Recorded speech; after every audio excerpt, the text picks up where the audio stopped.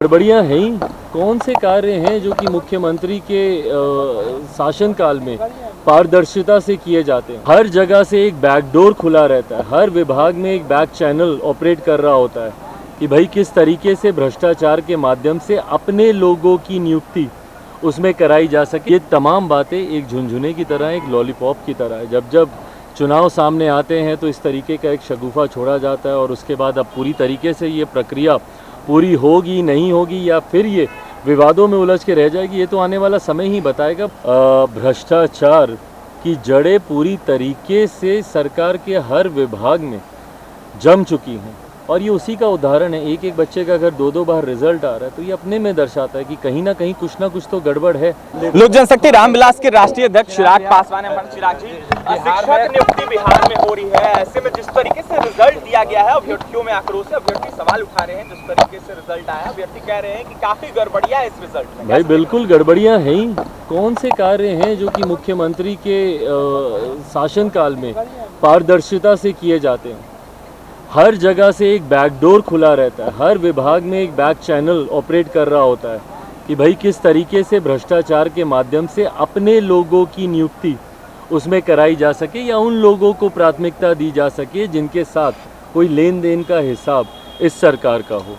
यही कारण है कि इतने सालों से ये नियुक्तियां लंबित होने के बावजूद जब ये करने का मौका आता है तो उस वक्त इस तरीके का आक्रोश देखने को मिलता है। बहरहाल ये तमाम बातें एक झुनझुने की तरह, एक लॉलीपॉप की तरह है। जब जब चुनाव सामने आते हैं तो इस तरीके का एक शगुफा छोड़ा जाता है और उसके बाद अब पूरी तरीके से ये प्रक्रिया पूरी होगी नहीं होगी या फिर ये विवादों में उलझ के रह जाएगी, ये तो आने वाला समय ही बताएगा। बट जब तक प्रक्रिया में पारदर्शिता नहीं होगी, इस तरीके के का आक्रोश देखने को मिलता रहे। सीरियल वाइज अभ्यर्थियों को पास कर दिया गया है, सीरियल वाइज लगातार रोल नंबर जो है वो देखने को मिल रहा है। ऐसे में 1,70,000 पर बहाली निकाली गई थी, लेकिन 1,22,000 जारी चयनित किया। अब उसमें भी एक बच्चे का 2 जगह रिजल्ट आ रहा है। तो ये अपने में दर्शाता है ना भैया कि किस तरीके से भ्रष्टाचार की जड़ें पूरी तरीके से सरकार के हर विभाग में जम चुकी हैं और ये उसी का उदाहरण है। एक एक बच्चे का अगर दो बार रिजल्ट आ रहा है तो ये अपने में दर्शाता है कि कहीं ना कहीं कुछ ना कुछ तो गड़बड़ है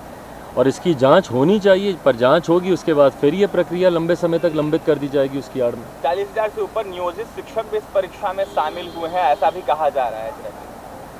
भाई अब कितने शिक्षक शामिल हुए हैं नहीं शामिल हुए हैं, परंतुगतवा जब तक इसमें पारदर्शिता नहीं बरती जाएगी, इसी तरीके से भ्रष्टाचार की देन ये तमाम नियुक्तियां चढ़ती रहेंगी। आरोप लगा रहे हैं कि सीट भैकम रखने जाने के लिए ये सब किए जा रहे हैं। बिल्कुल सही बात है, रखी जाएंगी और बाद में उसको बैकडोर से उसको भरा जाएगा। अभ्यर्थियों को लेकर चिराग पासवान आवाज उठाएंगे। भाई हम तो शुरू से डे 1 से उठा रहे हैं, पर जिन लोगों को करना है उन लोगों के कान तक वो आवाज़ जाए तब तो। आज अगर हमारी बिहारी फर्स्ट की सरकार होती तो 1 मिनट में इन तमाम विषयों को हम लोग हल करते। पर जिनको करना है, जिस विभाग की ये जिम्मेदारी है, उस विभाग के ना मंत्री का इस दिशा में ध्यान है, ना उनकी प्राथमिकता में ये है। और मुख्यमंत्री का तो आप लोग जान ही रहे हैं कि उनको इस बात से कोई फ़र्क ही नहीं पड़ता, वो जातियों में समाज को बांटने में व्यस्त है। जातियों में और समाज को बांटने में व्यस्त है। चिराग पासवान ने यह साफ कर दिया है। अभ्यर्थियों को लेकर कहीं ना कहीं नीतीश सरकार चाहती नहीं है बहाली हो। ऐसे में जिस तरीके से नीतीश सरकार अभ्यर्थियों के हित में कुछ नहीं करे, इससे यह साफ प्रतीत होता है कि आने वाले समय में अभ्यर्थियों की बहाली को फंसा दी जाएगी, अटका दी जाएगी। तो वहीं जिस तरीके से अभ्यर्थियों की रिजल्ट आई, इसको लेकर हमने आज चर्चा किया है, बातें किया चिराग पासवान से। तो वहीं चिराग पासवान नीतीश सरकार पर शिक्षक नियुक्ति को लेकर जमकर निशाना साध रहे थे। तो वहीं क्या कुछ करते आपने सुना है। और भी तमाम खबरों के लिए NBC 24 के साथ बना रहे पटना से सहयोगी अमित के साथ अभिषेक की रिपोर्ट।